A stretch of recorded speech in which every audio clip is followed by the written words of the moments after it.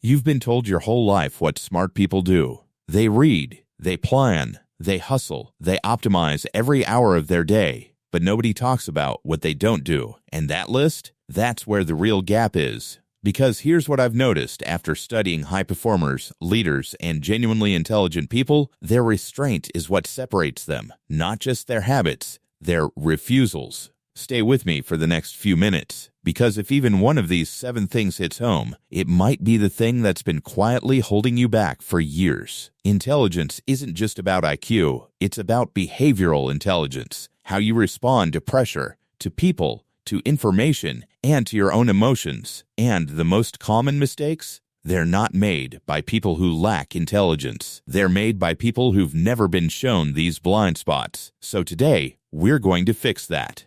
Here are 7 things intelligent people consistently refuse to do, and why breaking even one of these patterns could change everything. They don't react. They respond. There's a 2-second gap between a trigger and your reaction. Most people live in that gap unconsciously. Intelligent people own it. When someone insults them in a meeting, they pause. When they get bad news, they breathe before they speak. When they feel provoked online, they close the app. This isn't weakness. This is what psychologists call emotional regulation, and it's one of the strongest predictors of long-term success. Viktor Frankl said it best. Between stimulus and response, there is a space. In that space is our power. Reactive people burn bridges, send emails they regret, and make decisions from a place of fear or ego. Intelligent people refuse that trap. The move: next time you feel the urge to immediately react, wait. Even 90 seconds changes your brain chemistry. Use that window. They don't pretend to know what they don't know. This one will make you uncomfortable because we've all done it. Someone asks a question in a group setting. You half know the answer. The social pressure kicks in. And you fill the gap with confident-sounding noise. Intelligent people don't do that. In fact, research from Cornell University on the Dunning-Kruger effect shows that the least competent people consistently overestimate their knowledge, while true experts are acutely aware of the limits of what they know. Saying "I don't know, let me find out" isn't a weakness. It's a signal of intellectual honesty. And people around you will trust you more for it, not less. The move: practice saying "I'm not sure, but here's how I'd think about it." It keeps you honest and demonstrates your thinking process, which matters more than the answer itself. They don't surround themselves with people who don't challenge them. Comfort is the enemy of growth, and nowhere is that more dangerous than in your social circle. Intelligent people actively seek disagreement. They build relationships with people who push back, who think differently, who aren't afraid to say, "I think you're wrong about this." If everyone in your life agrees with you all the time, that's not a sign of being right. That's a sign of an echo chamber. Jim Rohn's famous quote stands: "You are the average of the 5 people you spend the most time with." Intelligent people take that seriously. They audit their circle, not to be cold or calculating, but because they understand that proximity is influence. The move: find one person in your life who consistently challenges your thinking. Invest in that relationship. It will compound. They don't multitask on things that actually matter. Here's an uncomfortable truth: multitasking is a myth, and science has proven it repeatedly. What we call multitasking is actually task switching, and every time you switch, you lose up to 40% of your productive capacity, according to research from the American Psychological Association. Intelligent people understand that deep focus is a finite resource. When something matters, they go full screen on it, phone away, notifications off, full attention. They might skim emails quickly and batch administrative tasks, but for thinking, creating, problem-solving, or real conversation, they don't split their attention. The move: identify your one most important task each morning.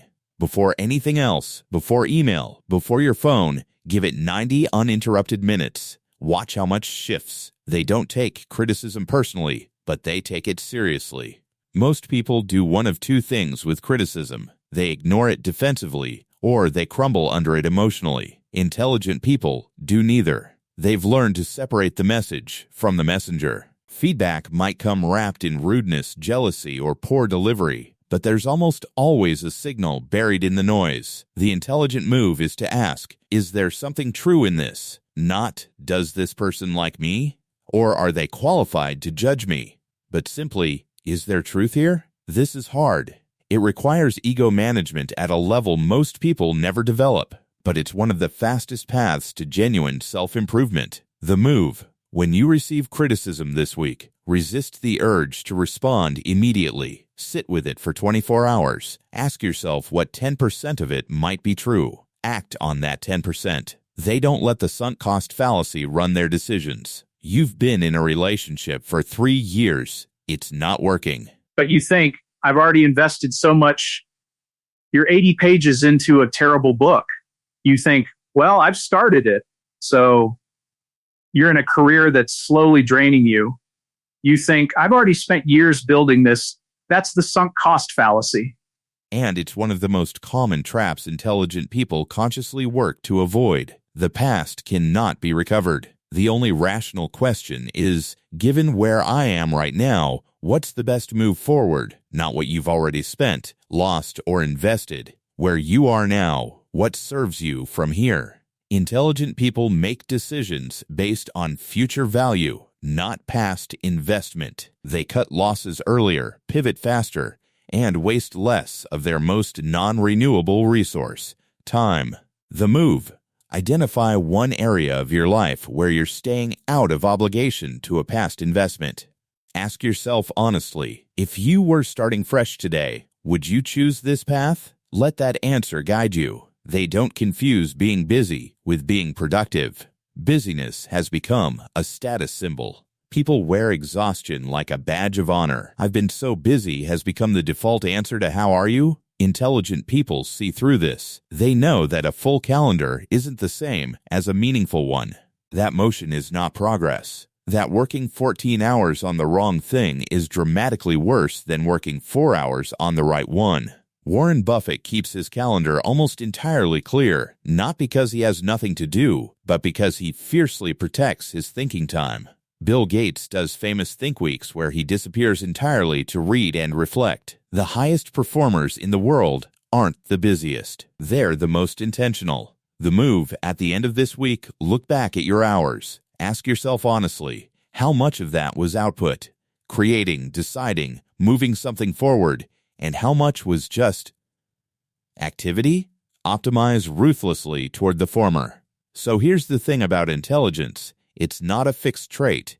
It's a set of behaviors. And behaviors can be changed. You don't have to be born into genius. You have to be willing to observe your patterns honestly and then change the ones that aren't serving you. 7 things. 7 patterns. Any one of them could be costing you more than you realize. So here's what I want you to do right now. Drop in the comments which one of these 7 hit hardest for you.